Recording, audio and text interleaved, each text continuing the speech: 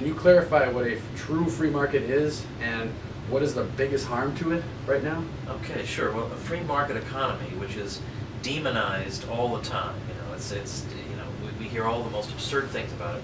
It just boils down to the idea that individual human beings ought to be free to make exchanges with each other and enter into voluntary contracts with each other without any sort of outside violent interference. That's all it is. Now, there are misconceptions about what a free market is, sometimes even among its own supporters. So sometimes we'll hear that the Federal Reserve System is part of the free market, because it provides us with money, and we certainly can't have the free market do that. So the Federal Reserve is an essential part of the free market. But it isn't. The Federal Reserve is a monopolistic bank that gets monopoly powers from the government, and therefore it would not survive on a free market. In some sense, the biggest threat are the savages in Washington who want to interfere in it and impose their own plans on it, and they think get us out of this mess. But they're not going to do that. Everything they do is the exact opposite of what should be done. And if we had a general public who was really tuned into this and could see through their propaganda, we wouldn't be in 1/100th of the danger we're in, because no one would be buying it. No one would be voting for people like this. But I think, unfortunately, and it's understandable, people are going through 12 years of propaganda, then 4 more years of propaganda. Of course they believe that the government is their great savior, the free market is where all the exploitation takes place, that's where all the greedy people are.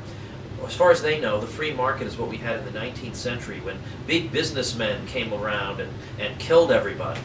That's sort of the comic book version of history and economics most people have. So I understand why they draw the conclusion that we need to be protected from these terrible people by the government, but once you actually do some investigation on your own, and you actually think for yourself for a change, you find out that the dangerous people are the ones in the government. I was just wondering, is there any other government-run or protected agencies that you feel could be abolished?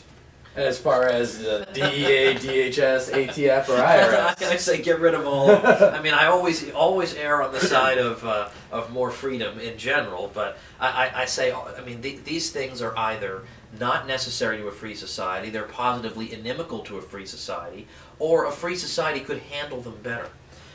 Could you imagine, again, with this unbelievable superstition, the government will prevent all fraud everywhere, so that when the Bernie Madoff scam was exposed, well, that means the SEC, I'm sure George Bush, that big budget cutter, he probably cut the SEC's budget and their personnel. We need more. No, to the contrary, their budget's been exploding. The number of people working for them has been exploding. They've been told for 10 years about this guy. Yep. So my question would be, what would it take what kind of scam would have to occur for people to say, maybe this thing is doing more harm than good? And if you had a private accreditation agency, like you have with Underwriters Laboratories, that makes sure that electrical products are safe, if they make a mistake, they're ruined. That's it. They're gone. No one wants their seal anymore. They're finished. But if the SEC fails, well, okay, they get more money. What possible incentive could they have to get better? I actually made a sort of intro reading list on a whole bunch of topics, everything from civil liberties to sound money to economics, just so that people who, their instincts are, look, I know what I believe, but I don't know all the lingo, I don't know all the ins and outs of it, how do I get up to speed quickly? So I put these on the website at Campaign for Liberty. So if you go to campaignforliberty.com, you click on Education, you'll see all these reading lists, and I also link to them. I have an articles page on my website. My website is tomwoods.com. I also link to these reading lists there. But just to give a few titles, just for the heck of it, everybody starts with Economics in One Lesson by Henry Hazlitt. Anybody can understand this. And I do like my book Meltdown, because then it takes this stuff and shows how this isn't just a lot of academic theorizing. It actually explains what's going on, in the economy today. And then beyond those texts, anything by Ron Paul is good, clear, beginner can understand it.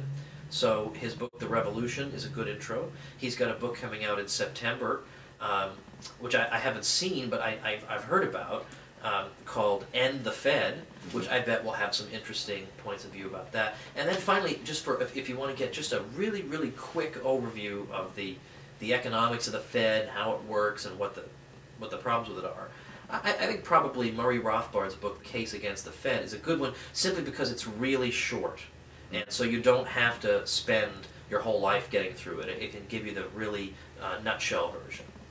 Well, Dr. Thomas Woods, it's been a pleasure, and I thank you for sitting down with us. My pleasure. Thank you, guys.